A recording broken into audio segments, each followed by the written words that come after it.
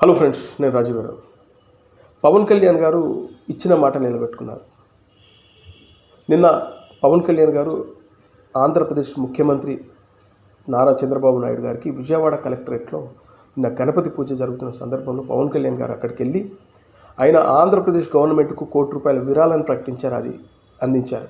ఇక తెలంగాణ గవర్నమెంట్కి పవన్ కళ్యాణ్ గారు త్వరలోనే వెళ్ళి రేవంత్ రెడ్డి గారిని కలిసి అక్కడ కూడా ₹1 అందించబోతున్నారు.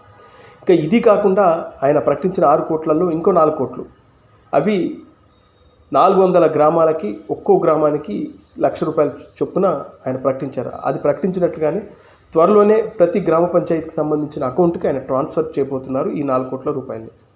పవన్ కళ్యాణ్ గారు ఇప్పటి వరకు ఆయన విరాళాలు ఇచ్చిన 100 కోట్లకు పైగానే అనేది బయటకు వచ్చిన విషయం. ఆయన కౌలు రైతులకి ₹25 కోట్ల ఆయన విరాళాలు ఇచ్చారు. అలాగే చాలా సందర్భాల్లో చాలాసార్లు ఆయన విరాళాలు ప్రకటించుకుంటూ వస్తున్నారు. ఆర్మీకి 2 కోట్లు ఇచ్చారు, మనందరికీ తెలుసు. ఎన్నో విపత్తులలో ఆయన 2 కోట్లు 2 కోట్లు 2 కోట్లు అలా హుదూద్ తుఫాన్ కానీ, టిట్లీ తుఫాన్ కానీ, ఇలా చాలాసార్లు ఆంధ్రప్రదేశ్ కానీ తెలంగాణకు కానీ విపత్తు వచ్చిన ప్రతి సందర్భంలో ఆయనది పెద్ద మనసు, పెద్ద చెయ్యి. అట్లాగే చాలామంది రాజకీయ నాయకులు ఉన్నారు. పోయిన ప్రభుత్వంలో ముఖ్యమంత్రిగా చేసినటువంటి జగన్మోహన్ రెడ్డి గారు ₹1 విరాళాలను ప్రకటించారు.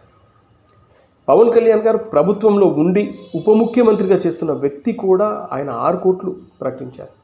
మామూలుగా అయితే రాజకీయ నాయకులు ప్రభుత్వంలో ఉన్న వ్యక్తులైతే నాకు తెలిసి కని విని ఎరగలేదు, నేనైతే ఎవరు కూడా ప్రకటించిన సందర్భాలు లేదు. అనొద్దు కానీ చంద్రబాబు నాయుడు గారు అయితే ఆయన సంస్థలు ప్రకటించాయి. ఆయనకు సంబంధించిన హెరిటేజ్ సంబంధించి ఆయనకు సంబంధించిన సంస్థలు ఏవైతే వ్యాపారాలు ఉన్నాయో వాళ్ళు నారా భువనేశ్వర్ కానీ వాళ్ళ కుటుంబ సభ్యులు అందరూ ప్రకటించారు. కానీ చంద్రబాబు నాయుడు గారు స్వతహా అయితే ప్రకటించలేదు. కానీ పవన్ కళ్యాణ్ గారు విరాళాలను ప్రకటించారు. అలాగే పోయిన గవర్నమెంట్లో చాలామంది మంత్రులు, ఎమ్మెల్యేలు ఉన్నారు, ఇప్పటివరకు ఎవరు పెద్దగా స్పందించలేదు. ఇంట్లో కూర్చొని మాట్లాడిన రోజా కూడా ఇప్పటివరకు ఏం పెద్దగా స్పందించలేదు. ఇలా రాజకీయ నాయకులు వాళ్ళు అధికారంలో ఉన్నప్పుడు వేల కోట్లు సంపాదించుకుంటారు. దాంట్లోంచి 0.001% కూడా వాళ్ళు విరాళాలు ప్రకటించినట్లు మనం చూడలేదు. జగన్మోహన్ రెడ్డి గారి ఆస్తులకు పవన్ కళ్యాణ్ గారి ఆస్తులకు చూస్తే నక్కకు నాగలోకానికి ఉన్నంత తేడా ఉంటుంది.